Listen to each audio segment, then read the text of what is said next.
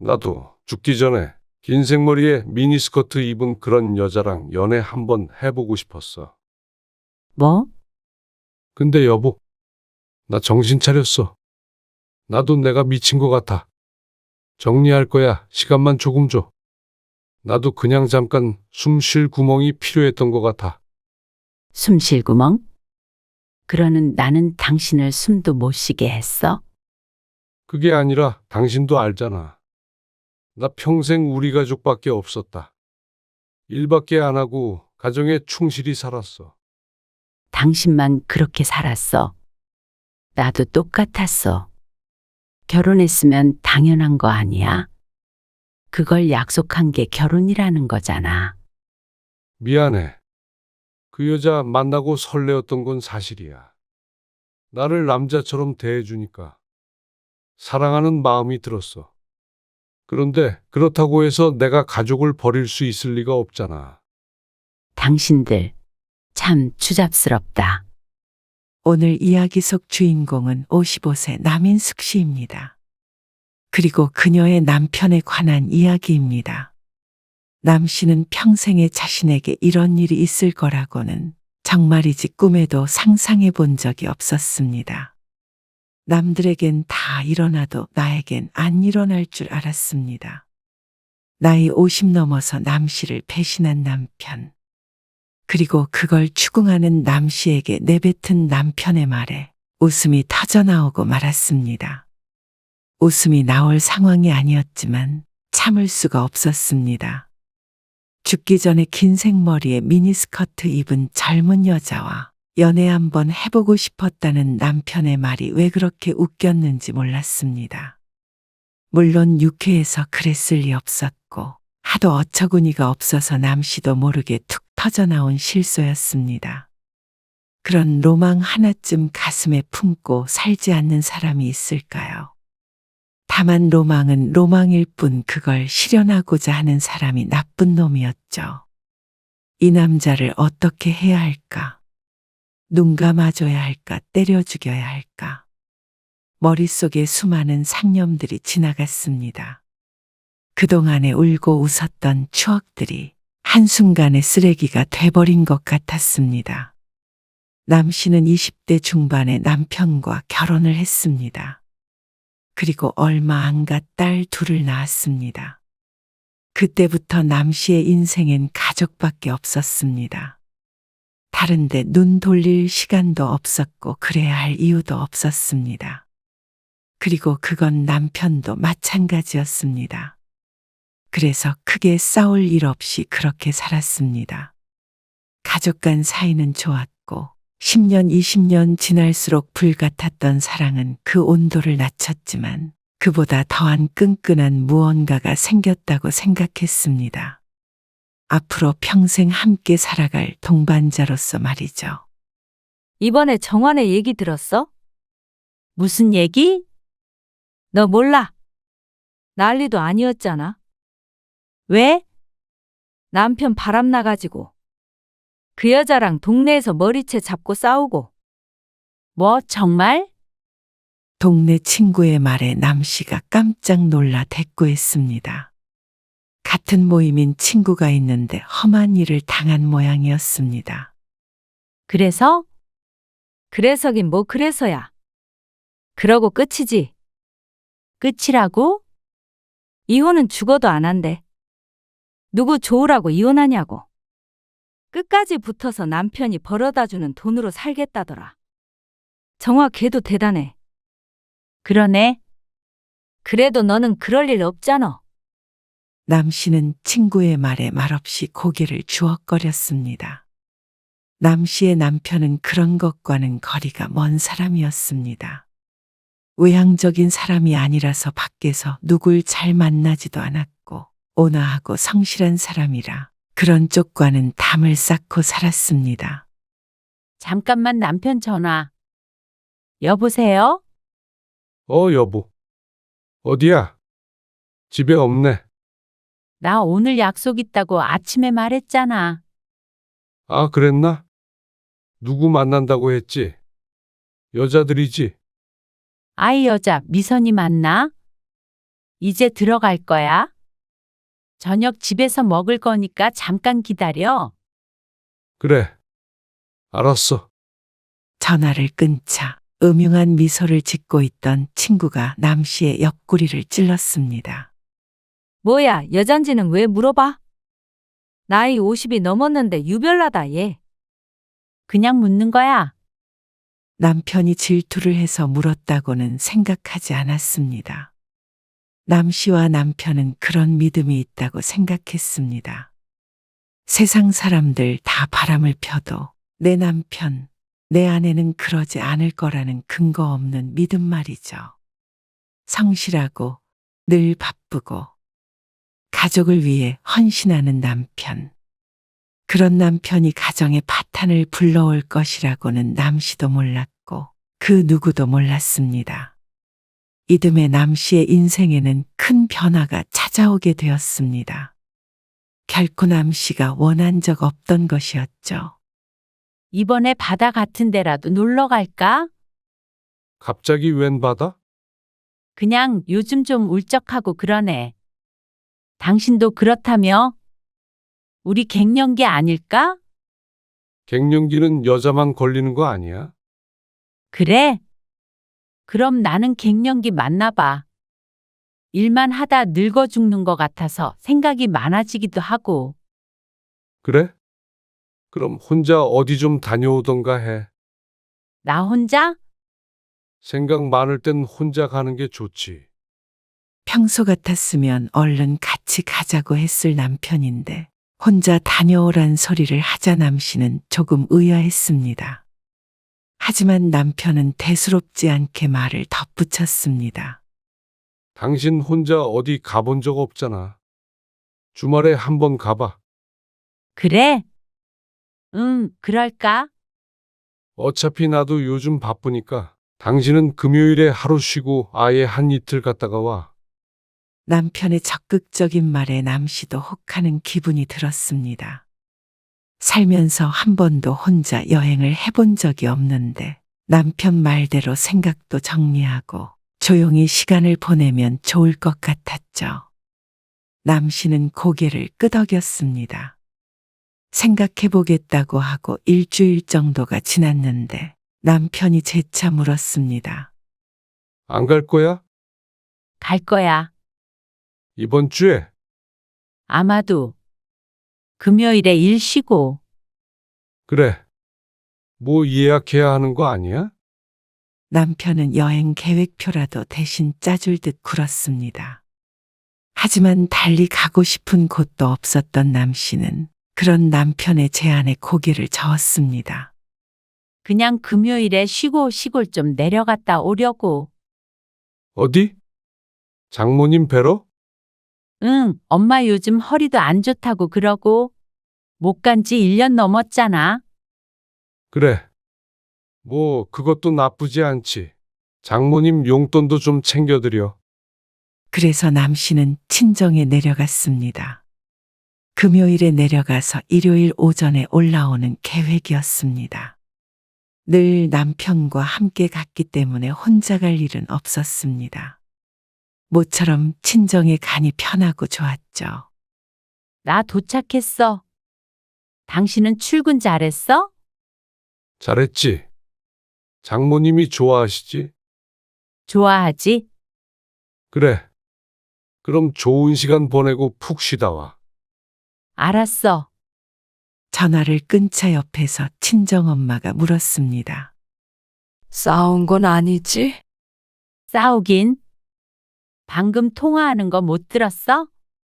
근데 왜 혼자 와? 그냥 아이고, 밥은? 밥 차려줄게. 내가 차려 먹을 테니까 둬요. 내 살림인데 네가 뭘 알아서 차려. 가만 앉아 있어 봐. 아이 허리도 아프다면서. 됐다니까? 앉아 있어. 친정엄마는 자리에서 일어나려는 남 씨의 어깨를 눌러 앉혔습니다. 그러고는 절뚝절뚝한 걸음으로 부엌으로 들어갔죠. 그 모습을 보자 남 씨는 싫어왔지만 자신 때문에 친정엄마가 오히려 못 쉬게 생겼다고 혀를 찼습니다. 그리고 다음 날 토요일이 되었을 때 결국 다시 집으로 돌아가기로 마음먹었습니다. 아이고, 엄마. 나 때문에 잠시도 안 앉아 계시네. 집에 가야겠다. 그래. 얼른 가서 박서방 밥도 차려주고 해. 혼자 굶고 있는 거 아니야? 혼자 있는다고 뭘 굶어요? 평소에 잘 챙기니까 걱정 말고. 그래. 항시 박서방 잘 챙기고, 싸우지들 말고, 애들도 잘 키우고, 알았어요. 이 나이에 싸우긴 뭘 싸워. 애들도 다 커서 따로 사는데 내가 키울 게 뭐가 있다고. 엄마 건강이나 챙기세요. 남 씨는 올라가서 주말 동안엔 남편과 함께 있어야겠다고 생각했습니다. 올라가면서 전화를 걸었지만 남편은 받지 않았습니다. 그런데 2시간 운전을 해서 올라가서 주차를 하고 공동 현관을 열자 그곳에 남편이 서 있었습니다. 어? 당신 여기서 뭐 해? 토요일 오후였습니다. 그런데 남편은 양복을 입고는 엘리베이터를 기다리며 서 있었죠. 남편은 남 씨를 보고는 눈을 크게 떴습니다. 그러는 당신이야말로 왜 벌써 와? 내일 오는 거 아니었어? 아, 그랬는데. 그냥 왔어. 할 것도 없고 엄마 힘들게 하는 것 같아서. 연락도 없이. 전화했는데 안 받던데. 그제서야 남편이 아차 싶은 표정으로 가방 안에서 휴대폰을 꺼내며 말했습니다. 전화했었구나. 몰랐네. 그나저나. 당신 오늘 회사 갔다 왔어? 일이 생겨서. 오늘 아침에는 그런 소리 없었잖아. 아, 그게 갑자기 생겨서 급하게 갔다 오느라고. 무슨 주말에도 일을 시켜. 남 씨가 혀를 찾아 남편이 희미하게 미소 지었습니다. 남 씨는 남편과 함께 귀가했습니다. 남편은 남 씨에게 기분은 좀 나아졌냐고 물었고 남 씨는 고개를 끄덕였습니다. 일하느라 수고했다고 맛있는 음식도 해주고 그렇게 토요일 저녁을 보냈던 기억이 있었습니다. 그리고 한 달쯤 뒤에 다시 그 기억을 떠올릴 일이 생겼죠. 또 야근해? 그러게. 요즘 계속 이렇게 바쁘네. 기다리지 말고 자. 엄청 늦어질 것 같아. 밥은? 알아서 챙겨 먹을게. 알았어. 쉬엄쉬엄 해. 젊은 사람들도 많을 텐데 남 씨의 남편만 부려먹는 회사 같아서 혀를 찼습니다. 먼저 퇴근한 남 씨가 집에 들어서며 식탁 위에 우편물들을 탁 올려두었습니다. 그리고 혼자 식사를 하는데 어쩐지 이날따라 적막한 집이 쓸쓸하게 느껴졌습니다. 휴대폰으로 이것저것 보다가 식탁 위에 올려두었던 우편물에 눈길이 갔습니다. 이런 건 다 휴대폰으로 볼 수 있는데 종이로는 왜 보내는 거야? 몇 달 전에 남편이 신용카드를 새로 발급받았는데 그때부터 우편이 날아오고 있었습니다. 꽤나 두툼해 보이는 봉투를 까보았습니다. 그러자 지난달 사용한 명세서가 적혀 있었죠. 다시 접어두려던 찰나에 남 씨의 눈을 잡아끄는 단어가 있었습니다. 호텔? 남 씨는 먹던 그릇을 옆으로 잠시 치워두었습니다. 그러고는 다시 종이에 집중을 했는데 정말로 호텔이라고 적혀 있었습니다. 날짜를 보고 휴대폰을 들어 확인하자 전달 금요일 저녁에 결제한 내용이었습니다. 호텔 이름을 검색해보니 남편의 회사와 멀지 않은 곳이었습니다. 남 씨는 고개를 갸웃거리다가 눈을 크게 떴습니다. 생각해보니 남 씨가 친정에 내려갔던 날짜였습니다. 금요일에 회사를 쉬었기에 기억이 났습니다. 기억을 더듬어 보니 그날 남편이 금요일에도 출근을 하고 토요일에도 출근을 했죠. 그래서 집에 오다 마주쳤는데 거기까지 떠올린 남 씨의 인상이 확 구겨졌습니다. 명세서에는 금요일 밤에 결제 내역이 있었고 토요일 오전에는 같은 동네의 편의점과 식당에서 결제한 내용이 찍혀 있었습니다. 남 씨는 이상한 생각이 들었습니다. 명세서만 보자면 남편이 금요일 밤에 호텔에 들어갔다가 토요일 오전에 나온 것 같은 모양새였습니다. 남 씨는 더 이상 밥을 먹지 못하고 치워버렸습니다. 남편이 먼저 자라고는 했지만 잠이 올 리가 없었습니다. 머릿속이 복잡해 천장에 무늬만 세어보고 있는데 현관문 열리는 소리가 났습니다. 벌떡 일어나서 거실로 나가보니 남편이 들어오고 있었습니다. 아직 안 잤어? 피곤한데 먼저 자라니까. 다정한 남편의 목소리를 들으니 남 씨는 어쩌면 과한 추측일 수 있겠구나 생각했습니다. 남 씨가 식탁 위에 둔 명세서를 들어보이며 묻자 남편은 처음엔 무슨 말인지 못 알아듣더니 뭔가를 깨달은 듯다 하며 대꾸했습니다. 그거 그날 직원들이 야근을 했는데 근처에 호텔 잡아준 거야. 회사에서. 뭐? 회사에서 호텔을. 그래. 너무 늦게 끝나는 바람에 근데 그걸 당신 카드로 결제했다고? 나중에 정산 받았어. 근데 다음날 아침에 해장국집이랑 편의점, 이건 뭐야? 아, 그거는 토요일에 나 출근했잖아. 직원들 호텔에서 자고 오전에 다시 출근했는데 그때 밥 사준 거야. 남편의 말을 들으니 자신이 괜한 오해를 했나 싶었습니다. 설마 당신 무슨 생각한 거야? 남편이 눈썹을 모으며 물었습니다. 아, 그날 당신이 아무 말 안 했잖아. 그래서 난 또 뭐 내가 바람이라도 폈을까 봐. 헛웃음을 지으며 말하는 남편의 표정을 보니 당황스러웠습니다. 민망한 마음에 어색한 미소를 짓자 남편이 말했습니다. 당신은 거의 30년 동안 나랑 살면서 나를 그렇게 몰라? 안 그래도 속으로 그 생각 중이었습니다. 그럴 사람이 아닌데 괜한 생각에 남편에게 헛소리를 했다고 자책했죠. 생각해보니 열이 받았는지 남편의 표정이 무섭게 굳었습니다. 당신 요즘 우울하다더니 아무리 그래도 그런 생각까지 해? 남편의 말을 들으니 자신이 의부증이라도 걸린 것 같았습니다. 그래서 며칠 동안이나 사과를 해야 했습니다. 그런데 그런 일이 있고 한 달 정도가 지났을 때 우연히 남편 회사 근처를 지나다가 커피숍에 마주 앉아있는 남편과 어떤 젊은 여자를 보게 되었습니다. 처음에는 숨을 들이켰습니다. 호텔 사건 이후로 종종 떠올리곤 했습니다. 과연 그게 오해였을까? 그러니까 그 장면을 보고서 놀란 것도 당연한 일이었습니다. 하지만 이내 고개를 저었습니다. 서로 웃으면서 대화를 나누고 있었지만 바람이라기엔 여자가 너무 젊었습니다. 많이 봐줘야 40대 초중반 정도로 보였으니 남편과는 10살도 넘게 차이가 나 보였습니다. 그리고 대낮에 회사 근처에서 바람을 피고 있을 리 없으니 말도 안 되는 상상이었습니다.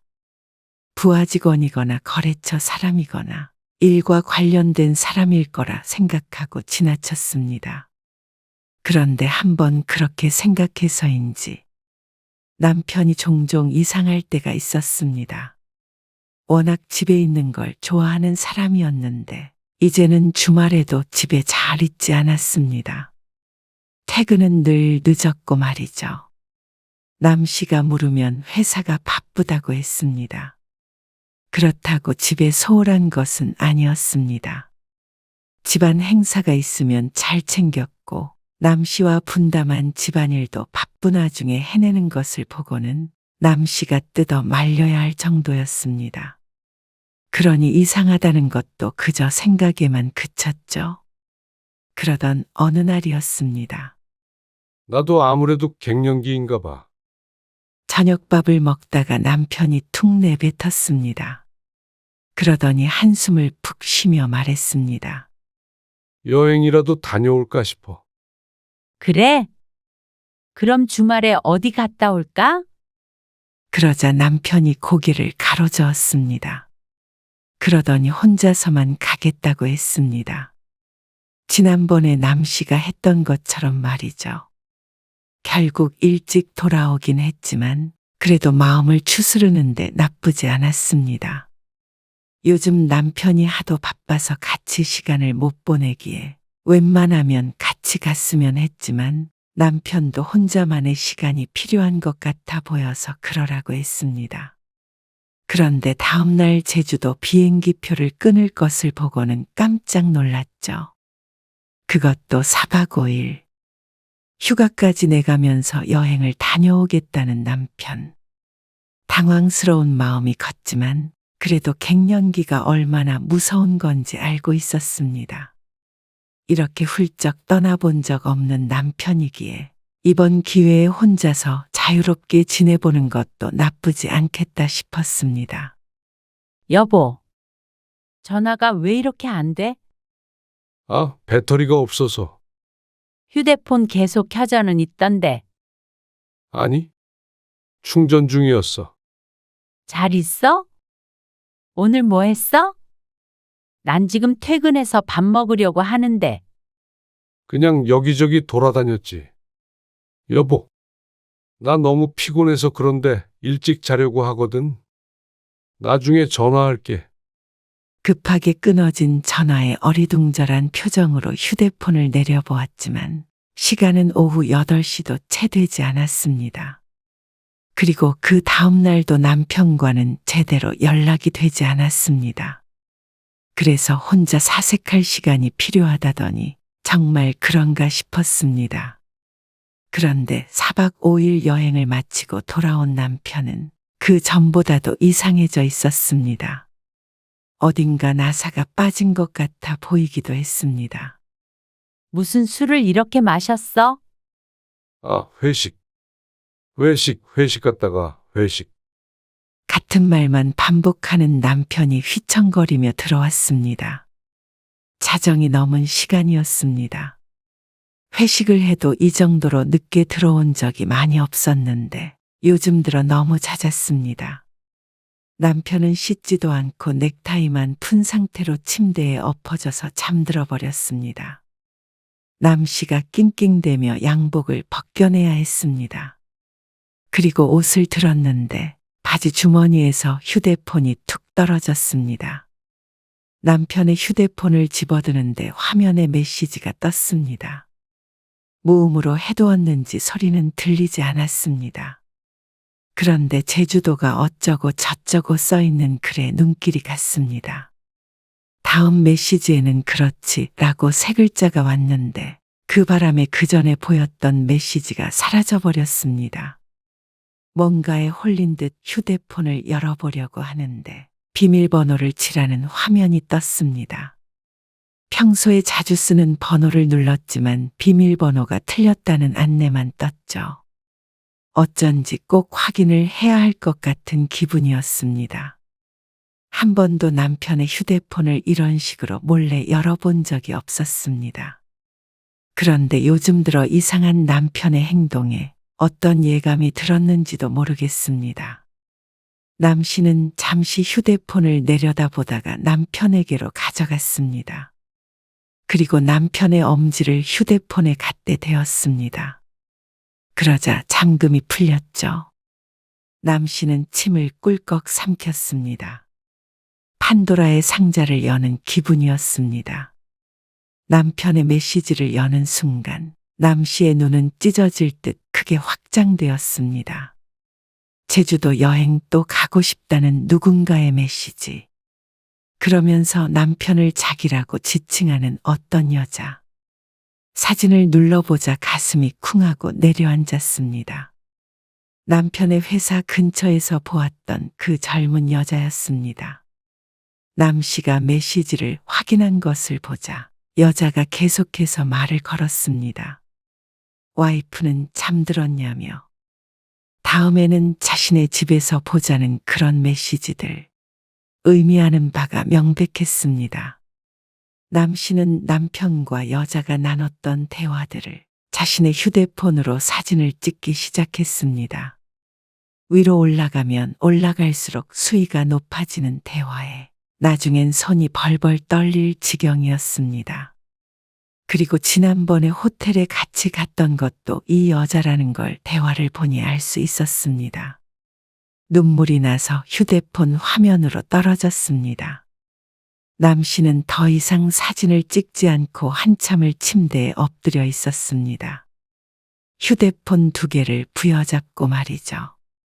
그렇게 시간이 어떻게 흘렀는지 기억이 안 났습니다. 엎드려 있다가 일어나서 거실을 서성거리다 소파에 누워 있다. 그렇게 나를 꼴딱 세웠습니다. 단 1분도 잠들지 못했죠. 여보, 뭐야? 나 어떻게 들어왔어? 남편이 까치집을 한 머리를 긁으며 거실로 나왔습니다. 그런데 소파 테이블에 올려진 자신의 휴대폰을 보더니 후다닥 와서 낚아채 갔습니다. 당신, 혜선이가 누구야? 그러자 남편이 쏘스라쳤습니다. 자신이 과하게 놀랐다고 생각했는지 헛기침을 하며 더듬더듬 대답했습니다. 혜선이가 누구야? 아, 우리 회사 직원? 맞아, 혜선이란 직원 있어. 왜? 휴대폰이 잠겨 있으니 보질 못했을 거라고 생각한 모양이었습니다. 다 봤어. 뭘? 둘이 한 대화.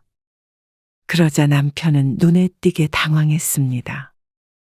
허둥지둥 하는 게 뻔히 보이자 남 씨의 마음은 체념이 됐습니다. 신락 같은 희망도 짓밟혀버렸죠. 그냥 직원이야. 직원이랑 단둘이 제주도 여행을 갔어. 호텔도 가고.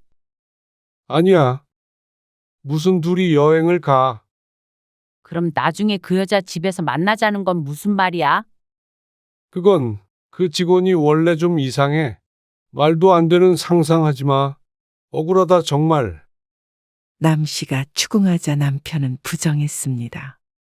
메시지를 못 봤더라면 또다시 믿을 만큼 호소력 있는 변명이었습니다. 비겁한 거짓말만 늘어놓는 남편의 말을 더 이상 들어주기가 힘들었습니다. 근데 당신 내 휴대폰은 왜 본 거야? 뭐라고 해도 불리한 상황이 되자 남편은 대뜸 남 씨를 나무랐습니다. 진심으로 이 상황에서 그게 중요하다고 생각하는지 몰랐습니다. 남 씨는 아무 말 없이 남편을 물끄러미 쳐다보았습니다.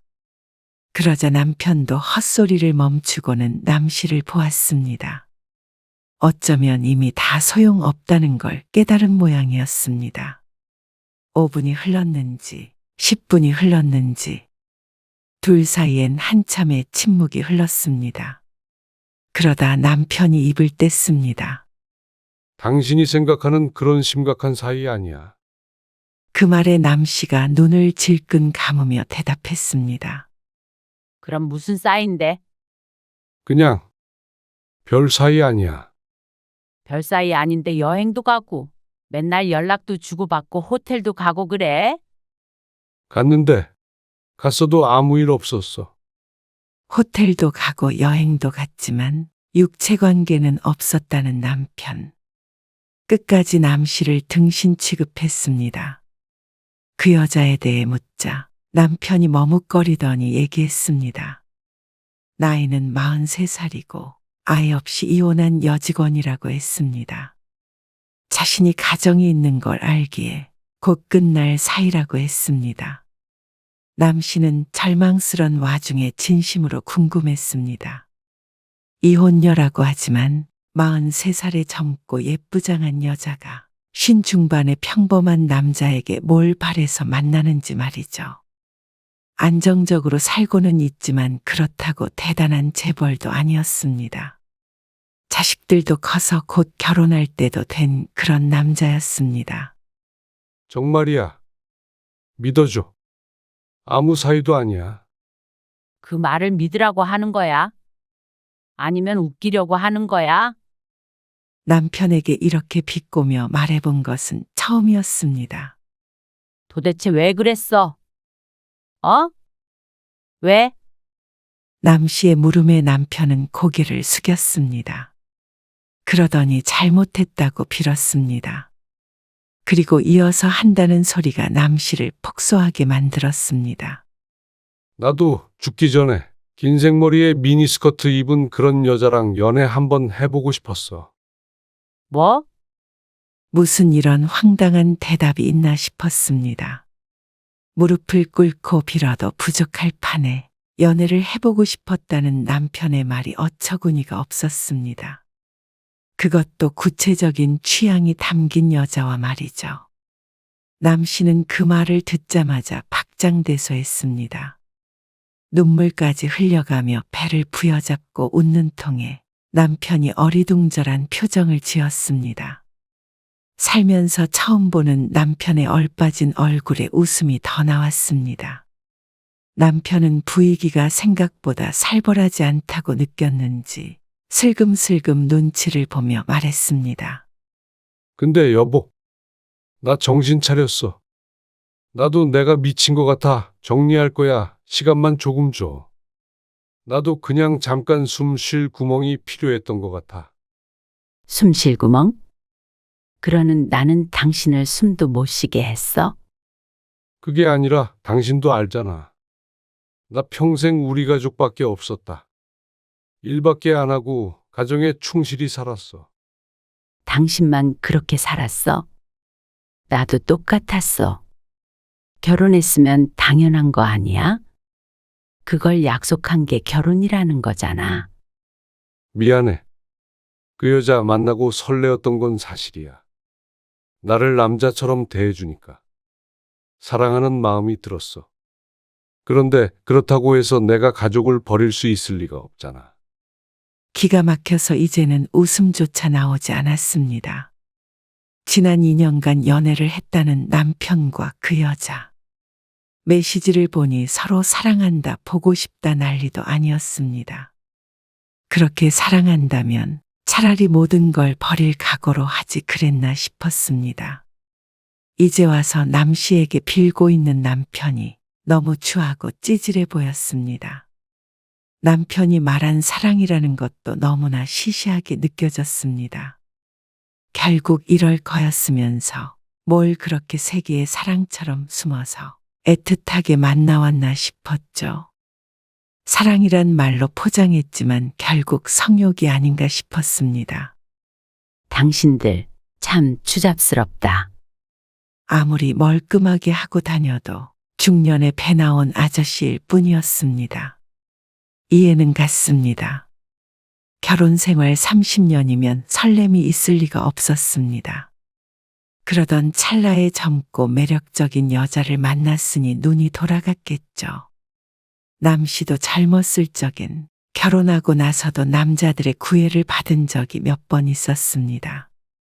그런데 외도를 하고 안 하고는 책임감과 도덕심이 있느냐 없느냐의 차이였습니다. 유혹을 견딘다면 스쳐가는 봄바람을 잠시 맞은 것이지만 거기에 덥석 뛰어든 남편은 저열하고 더러운 짐승일 뿐이었습니다. 남 씨는 남편에게 헤어지자고 했습니다. 남편은 그런 남 씨를 붙잡다가 차분히 마음을 가라앉힐 시간을 갖자고 했습니다. 헤어질 때 헤어지더라도 말이죠. 그렇게 남편과 대화도 안 하며 한동안 지냈습니다. 남 씨는 원망스런 마음에 잘 지내지 못했습니다. 잠도 잘 못 자서 수면제도 먹을 정도였습니다. 그리고 그렇게 지내는 동안 별짓을 다 해야 했습니다. 회사를 쉬고 집에만 틀어박혀 있어 보기도 하고 나가서 친구들과 술을 진탕 마셔보기도 했습니다. 남편의 카드를 들고 가서 백화점에서 화장품에 100만 원을 쓰기도 했죠. 자식들은 남 씨의 기행이 갱년기에서 비롯된 줄로만 알고 있었습니다. 남 씨는 그런 생활을 하는 동안에도 공허했습니다. 그리고 처음엔 괴롭혀주고 싶은 생각도 들었습니다. 나 당신이랑 이혼 안 해. 내가 언제 이혼하자고 그랬어? 나중에 당신 마음 바꾸고 이혼하자고 해도 끝까지 붙어서 당신 돈 쓰면서 괴롭힐 거야. 그게 당시의 솔직한 심정이었습니다. 언젠가 지인이 했던 말처럼 평생 벌어다주는 돈 쓰며 죗값을 치르게 하고자 싶는 마음도 들었습니다. 하지만 그게 남 씨를 갉아먹고 있었습니다. 남 씨는 남편에게 화를 내기도 했다가 짜증을 냈다가 평범하게 대화를 하기도 했습니다. 남편도 그런 남 씨에게 그만 좀 하라며 화를 냈고 그날은 부부싸움을 하는 날이었습니다. 이렇게 사는 게 무슨 의미가 있나 싶을 때쯤 남편은 또다시 그 여자를 만났죠. 그리고 남 씨에게 말했습니다. 나 아무리 생각해봐도 혜선이를 사랑해. 그래서 그 여자한테 가겠다고? 당신도 나랑 사는 거 괴롭잖아. 서로 괴로운데 왜 이렇게 살아야 해? 그러면서 놔달라는 남편. 이렇게 30년 결혼 생활에 종지부를 찍나 싶었습니다. 이미 찢어진 관계는 억지로 이어붙일 수 없는 지경에 이르렀다는 걸 깨달았습니다. 가정으로 돌아오겠다고 해도 괴로울 마당에 남편은 떠나겠다고 했습니다. 사랑하는 여자한테로 말이죠. 그러고도 남 씨는 남편에게 이혼 도장을 찍어주지 않았습니다.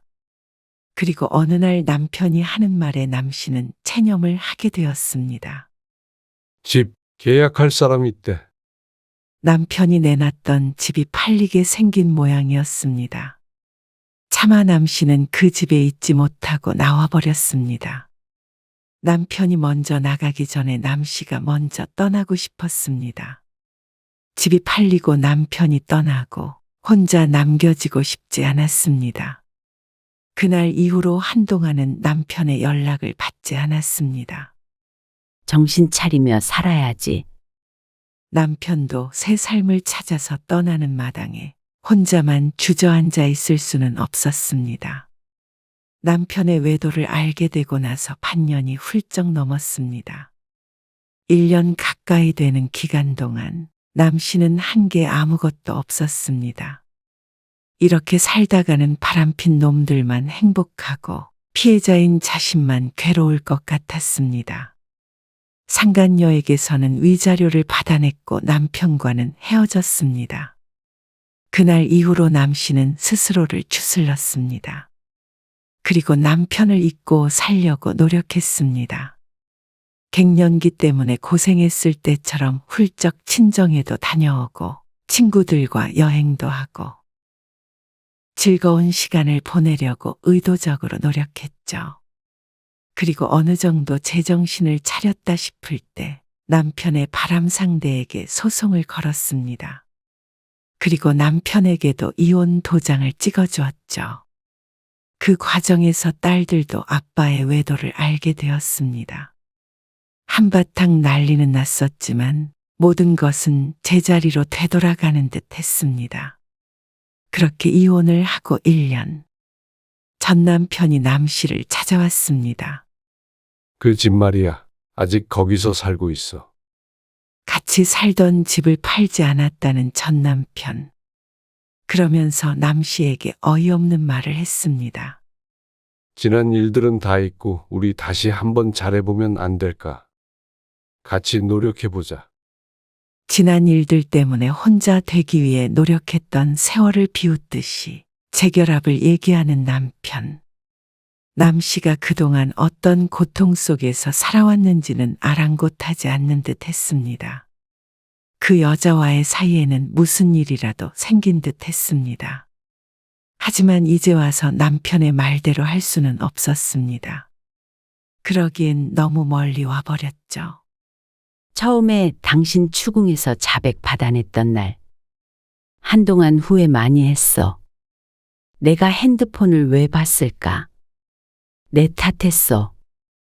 안 보고 지나쳤으면 나도 모르는 사이에 그 여자랑 헤어졌을 수도 있었는데 당신 말처럼. 그랬다면 아무 일도 안 일어났을 텐데. 그렇게 후회했어.